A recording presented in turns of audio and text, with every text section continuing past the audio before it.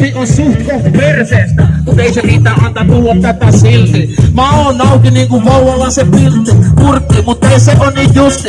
Ehkä se hävettää niinku Bieberin justin, mut ei se mitä meininki on smutti ja niinku mun tutti.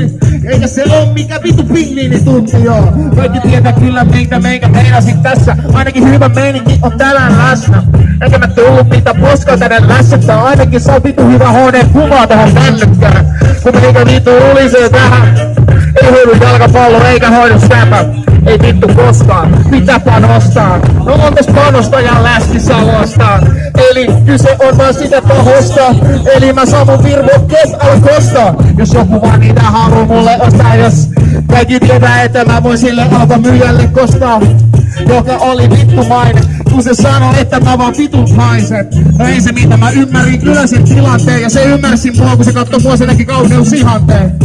No joo, ei se ollut ehkä siitä. Mä vaan sanoin, että hekkarit on vanhat, riippuu ikä, koko ikä. No ei voinut mitään. Mä vaan sanoin, että piti blokata lisää.